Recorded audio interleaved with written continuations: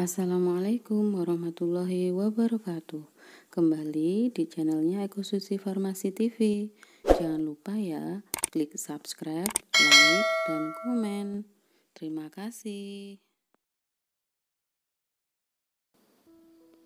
Selama bulan Ramadan, pola makan dan minum akan berubah. Waktu yang leluasa untuk minum obat berubah dari 24 jam menjadi hanya 10,5 jam. Lalu, bagaimana cara kita meminum obat agar efek terapi menjadi optimal? Bagaimana jadwal obat yang diminum? Jika ternyata obat perlu diminum 3 atau bahkan 4 kali sehari, pada hari biasa artinya obat diminum tiap 8 jam atau 6 jam. Hal ini tidak memungkinkan pada saat berpuasa. Lalu solusinya bagaimana? Obat diganti sediaan yang melepaskan perlahan-lahan atau diganti obat jenis lain yang memiliki khasiat sama namun bekerja panjang. Contohnya adalah pada obat hipertensi. Untuk obat kaptopril, sehari yang biasa minum 2-3 kali sehari bisa diganti dengan lisinopril dan aturan minumnya adalah 1 kali sehari. Jika tidak bisa diganti, maka penggunaan selama berpuasa sebaiknya dibagi dalam rentang waktu yang sama, yaitu setiap 5 jam jika 3 kali 1. Penggunaan obat 4 kali 1 tidak dianjurkan saat berpuasa, terutama untuk antibiotik. Jadi, misalnya kita minum obat 3 kali 1 sehari, maka waktu yang tepat untuk minum obat adalah pada saat buka puasa, kemudian menjelang tengah malam, yaitu pukul 23, kemudian pada saat sahur, yaitu sebelum imsak ya, jam 4.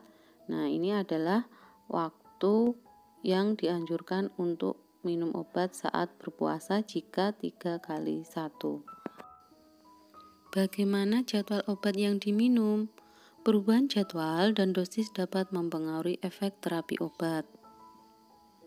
Karena itu, perlu kehati-hatian jika perlu perubahan. Konsultasi terlebih dahulu dengan dokter dan atau apoteker Anda. Mintalah diresepkan obat yang dapat digunakan 1 atau 2 kali sehari. Secara umum, obat yang diminum 1 kali sehari adalah diminum saat sahur atau berbuka. Sedangkan obat yang diminum 2 kali sehari adalah diminum saat sahur dan berbuka. Bagaimana dengan penggunaan obat sebelum dan sesudah makan? Jika harus diminum sebelum makan, berarti sekitar 30 menit sebelum makan sahur atau makan malam.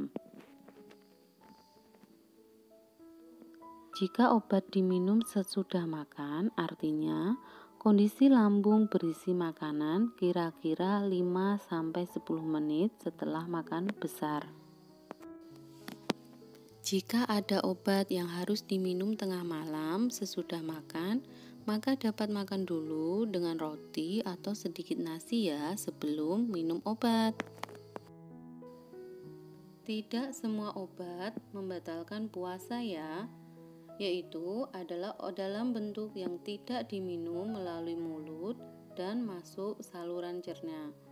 Yang pertama ada obat yang diserap melalui kulit. Contohnya ada krim, salep, gel, dan plester. Yang kedua adalah obat yang diselipkan di bawah lidah. Contohnya nitrogliserin untuk angina pectoris. Yang ketiga adalah obat-obat yang disuntikkan baik melalui kulit, otot, sendi, dan vena, kecuali pemberian makanan melalui intravena. Obat-obat tetes mata, hidung, atau telinga. Yang kelima adalah obat kumur sejauh tidak tertelan. Yang keenam adalah obat asma berbentuk inhaler. Yang ketujuh adalah pemberian gas oksigen dan anestesi.